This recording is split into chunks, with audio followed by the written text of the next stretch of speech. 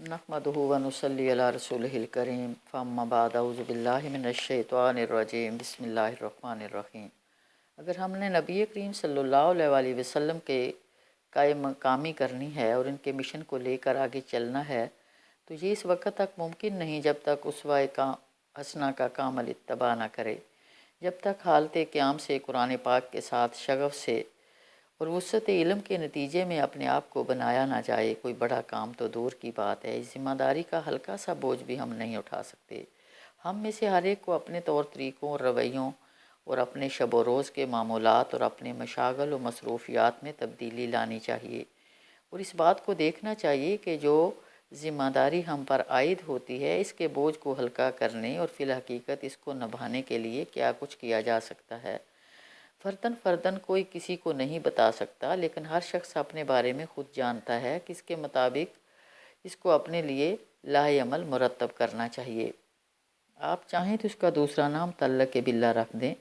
یعنی ہر بندے کا اپنے رب کے ساتھ جو تعلق اور استواری ہے مسلسل اسی میں منہمک رہنا ضروری ہے، لیکن بدرجہ اولیٰ کے جن کے رتبے ہیں سوا ان کی سوا مشکل ہے۔ گویا جو لوگ ان راہوں پر چلے ہیں اور لوگوں پر ذمہ دار قرار پائے ہیں، ان کا فرض ہے کہ رب کے ساتھ اپنے تعلق کو مستحکم اور مضبوط کریں۔ جن کا کام کر رہے ہیں اس کے ساتھ رابطہ اگر ٹوٹا رہے گا، اس کی دعوت لے کر اٹھیں۔ اس کے ساتھ تعلق اگر ضعف اور کمزوری کا شکار ہو جائے گا تو سوچئے کہ کہاں سے طاقت ملے گی اور کہاں سے نصرت اور تائید آئے گی۔ نصرت و تائید کی بات بسا اوقات لفظوں میں سمجھ نہیں آتی۔ یہ جو انسان کی طبیعت میں شرح صدر پیدا ہوتا ہے، قدموں کے اندر جماؤ اور حوصلہ پیدا ہوتا ہے، انسان نامساعد حالات میں صبر کی چٹان نظر آتا ہے اور حالات کی خرابی کے باوجود تحمل کا کوئی گراں نظر آتا ہے، اسی کو نصرت اور تائید کہتے ہیں۔ اسی کے نتیجے میں یہ بات سمجھ میں آتی ہے کہ اللہ تعالیٰ اپنے کمزور بندوں اور اپنے راستے پر چلنے والوں کی کس کس طریقے سے مدد کرتا ہے، کیسے وہ ان کی آنکھیں بن جاتا ہے جن سے وہ دیکھتے ہیں، کیسے وہ ان کے پیر بن جاتا ہے جن سے وہ چلتے ہیں، اور کیسے وہ ان کے ہاتھ بن جاتا ہے جن سے وہ پکڑتے ہیں۔ سیرت رسول صلی اللہ علیہ وسلم سے رہنمائی۔ سیرت کے ہر واقعہ کے اندر رہنمائی موجود ہے، کچھ نہیں تو آنکھوں کے لیے نمی، دلوں کے لیے گداز اور قلوب کے لیے خوف اور خشیت کی کیفیت موجود ہے۔ اگر ان تمام واقعات کو زمانی ترتیب کے ساتھ جوڑ لیں کہ ایک واقعہ پیش آیا، پھر دوسرا پیش آیا، صبح کو یہ ہوا، پھر دوپہر کو یہ اور شام کو یہ ہوا،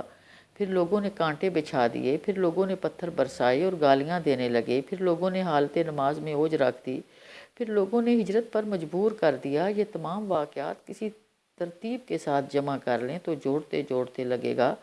کہ واقعی یہ تو پہلے دن سے کسی منزل کا تعین کر کے کسی انقلاب کی طرف رہنمائی ہو رہی ہے اور لوگوں کو ایک بڑے مقصد کی طرف بلایا جا رہا ہے۔ یہ اتفاقی اور حادثاتی طور پر رونما ہونے والے واقعات نہیں ہیں۔ سیرت کے تمام واقعات ایک مقصد کی طرف لے جاتے ہیں، منزل کا شعور دیتے ہیں۔ پھر رائے دعوت کی مشکلات کو ذرا دیکھیے، واقعہ طائف پر نظر ڈالیے۔ نبی اکرم صلی اللہ علیہ وسلم نے مصائب و شدائد میں دور مکہ میں گزارا ہے۔ مکے میں جب دعوت و تبلیغ اور اللہ کی طرف بلاتے ہوئے آپ صلی اللہ علیہ وسلم کو ایک مدت گزر گئی تو یہ احساس ہوا کہ بہت تھوڑے لوگ اس دعوت کو قبول کر رہے ہیں اور اس کو بہت کم پیذرائی حاصل ہو رہی ہے۔ گویا ایک تجزیہ کیا، جائزہ لیا، پھر آپ صلی اللہ علیہ وسلم نے طے کیا کہ مکہ کے لوگ تو بات قبول ہی نہیں کر پا رہے، چلو طائف کا رخ کرتے ہیں۔ طبیعت اور مزاج کے اندر یہ بات رچی بسی تھی کہ کیا عجب کہ طائف کے لوگ اس دعوت کو قبول کر لیں اور یہ دعوت محض نظریاتی اور لفظوں کا پھیر نہ رہے بلکہ سلطنت بن جائے۔ کیا عجب کہ یہ دعوت ریاست قرار پائے، یہ دعوت مقتدر ہو جائے، اس دعوت کا سکہ رواں ہو جائے، یہ دعوت کیل و کالا کے حوالوں سے بھی جانی پہچانی جائے اور احکامات و ہدایات کے نازل ہونے اور ان پر عمل درآمد کے حوالے سے بھی۔ کس قدر ویژن ہے پیارے نبی صلی اللہ علیہ وسلم کا، کیسی بصیرت اور بصارت ہے، ذرا غور کریں۔ کس قدر دور اندیشی اور دور بینی ہے، کس دعوت کو یہاں پر وہ فروغ حاصل نہیں ہو رہا، لیکن وہ تمکن اور غلبہ جو اس دعوت کے اندر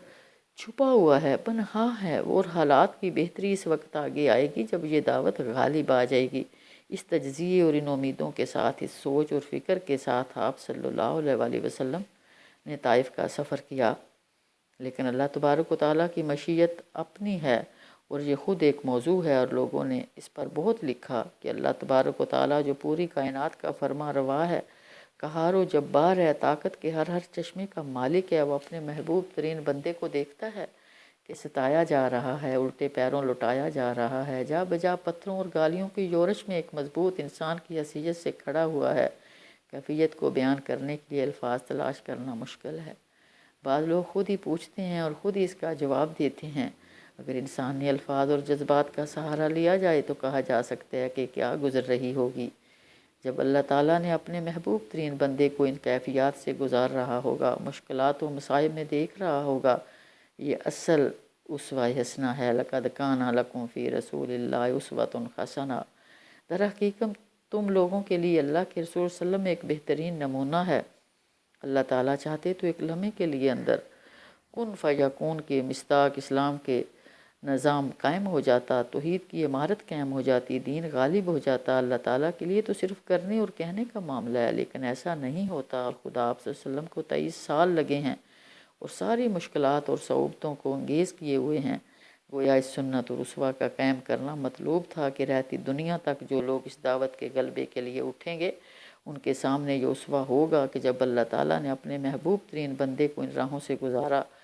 تو ہمیں ایسے ہی ہتھیلی پر سرسوں جمانے کو نہیں ملے گی۔